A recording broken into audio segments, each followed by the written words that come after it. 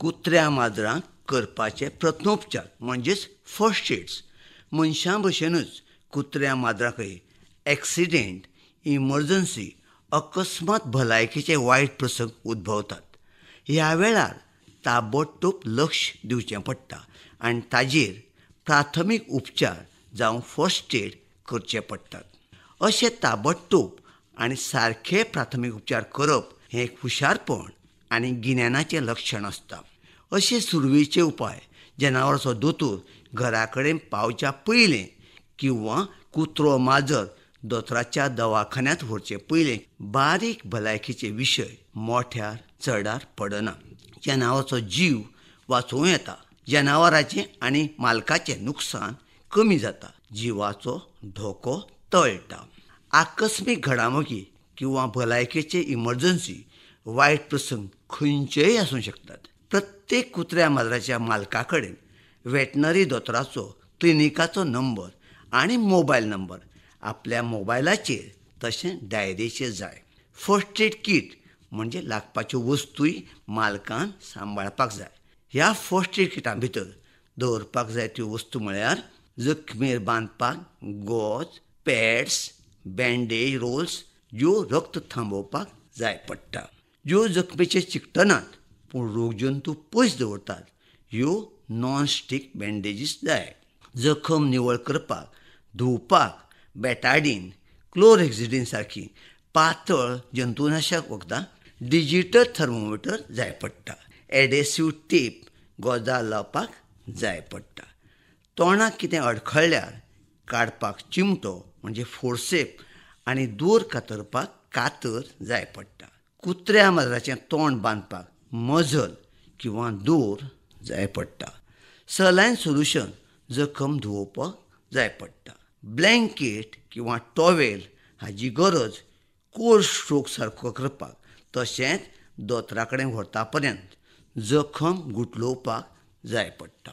कॅलाड्रील, एंटीहिस्टामीन वखदां मूस किंवा विच्चू बी चाबल्यार जखमेचेर लावपाक जाय पडटा. पोटांत दिवपाक दोतोराच्या सल्ल्यान दिवपाची पोटदुखी आनी पोटफुगी वचपाचें वखदां दवरूंक जाय. निवळ थंड उदक आपल्या म्हाऱ्यांत दवरपाक जाय. हाड मोडल्यार तें हाड भायर सरपाक जायना म्हणून बांदपाक गॉज आनी पट्ट्यो जनावराच्या मालकान जाय पडटा. सदांच दोतोराक पयलें विचारून सल्लो घेवन प्राथमीक उपचार करचे आनी बेगोबेग मागीर दवाखान्यांत व्हरचें. कांय वेळां जनावराची अकस्मात शुद्ध वता, काळजाचो आताक येवपाक शकता. ह्या वेळार कुत्र्या माजराक ताबडतोब मेकळ्या जाग्यार व्हरचें.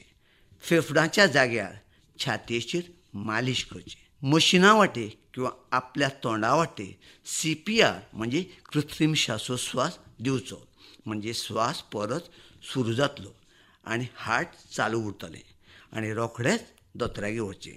पोट्याचो बांदिल्ल्या सरपळीचो फास लागता, ताबडतोब तो दोरी पट्टो काडून उडोवचो. बांदपाची सरपळी सोडोवची आनी जनावराक मोकळें करचें. मुसांनी किंवा विच्चू बाकीच्या विशारी जनावरांक चाबल्यार ती जखम नळापणां धुवची आनी एंटीहिस्टामीन, कॅलाड्रील सारकीं थंड दिसपाचीं वखदां लावचीं आनी मागीर दोतोरागेर व्हरचें. दुसऱ्या कुत्र्यान आपल्या कुत्र्याक माजराक चाबल्यार रोखडेंच ती जखम नळापणां 10 ते 15 मिनटां धुवची. बँडेज करची न्हय आनी दोतोरागेर व्हरून इंजेक्शनाचो कोर्स आनी पाळी चालू करची.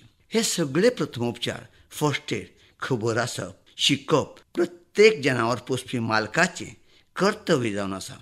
दोतोरागेर व्हरचे पयलें हे उपाय केल्ल्यान आपल्या जनावराचो जीव वाचपाक शकता. कुत्र्या माजरां मदीं प्रथमोपचार फर्स्ट एड करपाक लागपी आकस्मीक घडणुको म्हणजे प्रसंग, भलायकेचे आकस्मीक घडणुको अश्यो आसात.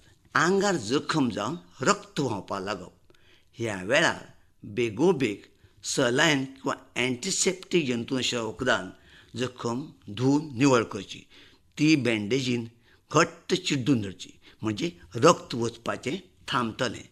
जखम म्हणजे फेरदाग रोगजंतू वचचे ना हाची खबरदारी घेवची आनी बेगोबेग दोतोरागेर वचचें. म्हणजे दोतोर इंजेक्शन दितलो, सारकी बँडेज करतलो आनी जाय पडल्यार टांके घालतलो. हातपांयाचें हाड बी मोडलें म्हूण दुबाव आयल्यार जनावराक चड हालोवचें न्ही. हाड एका लायनी हाडपाक जमल्यार पट्ट्यो बांदच्यो आनी बेगोबेग आसा त्या परिस्थितींत न हालयता दोतोरागेर व्हरचें. गळ्यांत कितें लागप किंवा श्वास गुदमरप, कुत्र्या माजराच्या गळ्यांत किंवा ताळ्याक कितें अडखळ्ळें, चूक जालो तर श्वास गुदमरता, खोंकली सुरू जाता, मळमळटा, ओकारी कशी येता. कुत्रें माजर आपले फुडले पांय तोंडा कडेन व्हरता, तोंडांतली अडखळपी वस्त काडपाचो प्रयत्न करता. जनावराक श्वास घेवपाक त्रास जाता, श्वास घेतना आवाज येता. ह्या वेळार आपली स्वताची काळजी घेवन सावकाश कुत्र्या माजराचें तोंड उगडचें. फोर्सेप म्हणजे बारीक चिमटो घेवन खंयची वस्त तोंडाक अडखळ्ळ्यार काडपाचो प्रयत्न करचो, पूण केन्नाच ती वस्त पोटा वटेन गळ्या कडेन सकयल धुकलची न्हय. त्या नंतर वस्त भायर आयली ना जाल्यार जनावराक बरीचेर म्हणजे सायडीन न्हिदोवचें आनी हळुवार ताच्या बरगड्या सकयल हात घालून बोटांनी पोटा भितरल्या सायडीक दाबचें. हळखरपी वस्त भायर आयली किंवा न आयल्यार सुद्दां आपल्या कुत्र्या माजराक दोतोरा कडेन व्हरून दाखोवपाक जाय. लासप, आंगार लासपाचो त्रास हो उज्या लागून, गरम उदका लागून किंवा एसीड किंवा तेजाब, तशेंच लायटीची वायर, कोड हाका लागून जावपाक शकता.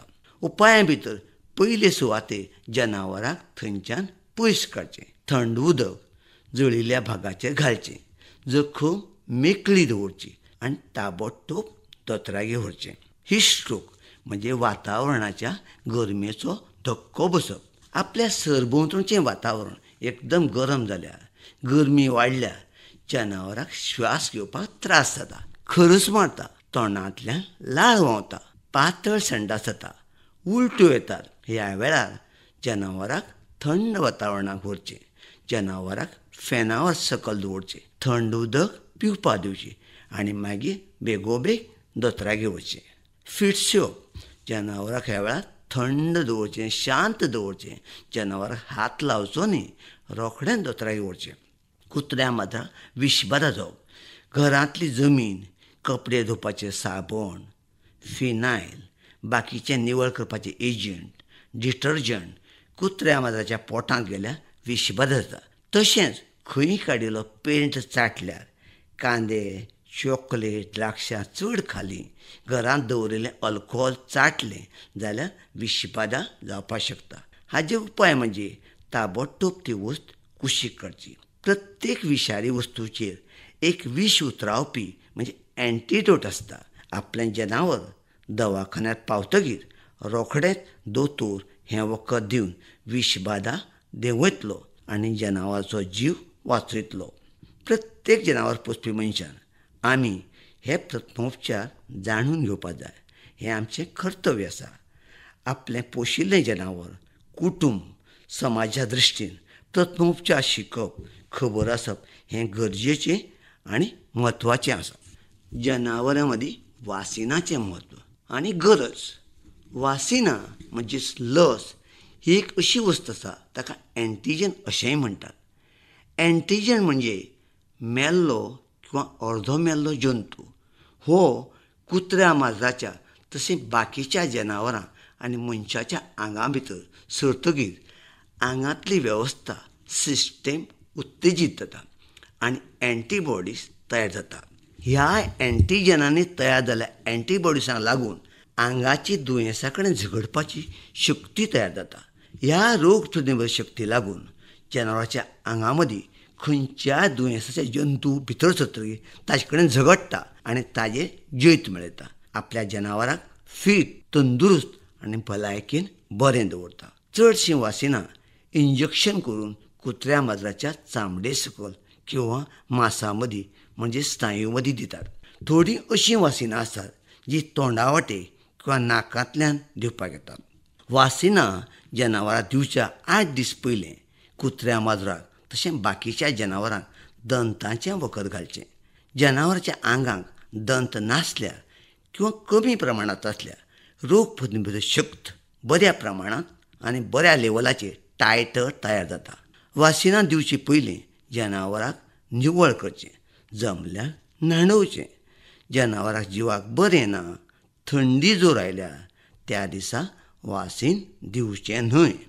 सरभोंवतणें वातावरण क्लायमेट जेन्ना थंड उरता म्हणजे सकाळचें किंवा सांजेचें वासीन करून घेवचें. अशी कुयदाद घेतल्यार जनावरांक वासिनाचो ताण येना आनी बऱ्या प्रमाणांत आंगा मदीं रोग प्रतिरोधक शक्त तयार जाता. वासिनां कित्याक दिवप म्हणजे वासिनाची गरज आनी म्हत्व आतां पळोवया. वासिनां केल्ल्यान जनावरांची घातक परिस्थितींतल्यान राखण जाता. कुत्र्या माजराक वेळचे वेळार जायतीं वासिनां केल्ल्यान तांच्या मालकाच्या कुटुंबाचें आनी सरभोंवतणी लोकांची जीव घेण्या घातकी दुयेंसां पासून राखण जाता. देखीक रेबीज म्हणजे पिसाळ रोग. रेबीज ही घातकी दुयेंस जनावरांक जाल्यार हाचे कांयच उपाय ट्रिटमेंट ना. हें झुनोटीक दुयेंस आसा. कुत्र्या माजरां कडल्यान मनशांक जावपाक शकता आनी आमकां मरण येवपाक शकता. वासिनां केल्यार दुयेंसाची लागण आनी प्रसार म्हणजे पसरप थांबता. वासिनां नेमान केल्ल्यान मनशाक आनी बरोबरच्या बाकीच्या जनावरांच्या मालकाक शेजाऱ्या पाद्र्यांक फायद्याचें आसता. सगळ्यांची बरी भलायकी आसपाक जनावरांक योग्य वयार नेमान वासिनां करप खूब गरजेचें. सामाजीक बांदिलकी आनी भलायकीच्या नदरेन वासिनां करपाकच जाय. देखीक कुत्र्यां मदीं रेबीज, लेप्टोस्पायरोसीस, डिस्टेंपर, हेपेटायटीस, घोड्यां मदीं ग्लँडर आनी फार्सी सारकीं दुयेंसां जनावरां कडल्यान मनशाक येवपाक शकतात. म्हूण ही करचीच पडटात आनी सरकारी कायद्या प्रमाणें असलीं वासिनां करपाची सक्ती तांच्या मालकाचेर आसता. वासिनां केल्यार म्हारगेलीं वखदां, जनावरां उपचार, ट्रिटमेंटा वेलो खर्च वाटावं येता. वासिनां ना केल्यार जनावर दुयेंत पडूं येता. दुयेंस जनावर बरें जातलेंच हाची खात्री नासता. दुयेंस बरें करपाक खर्च येताच, पूण जनावरांक तें भोगपाक त्रास जाता. बरें जावपाक वेळ लागता. बरें जातरीच तें पयलेच्या भशेन ताची भलायकी जातली, कामाची तांक येतली हाची खात्री नासता.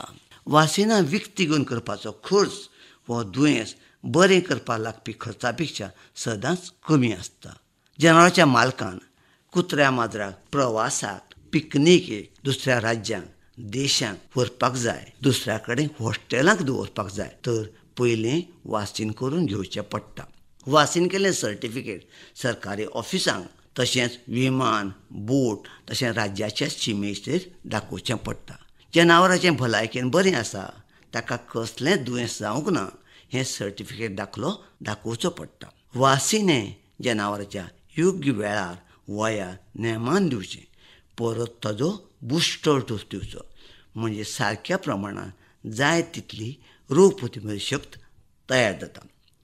आपल्या जनावरांक कुत्र्या माजराक हॅपी, हेल्दी, आनंदी आनी भलायकेन फीट बरें दवरप हें प्रत्येक मालकाचें भुशण वोर्र आसता. प्रत्येक नागरिकाचें मालकाचें कर्तव्य आसता. शेवटाक सांगपाचें म्हणजे वासिनां हें जनावराक तशें मालकाक ब्लेसिंग म्हणजे वरदान जावन आसा.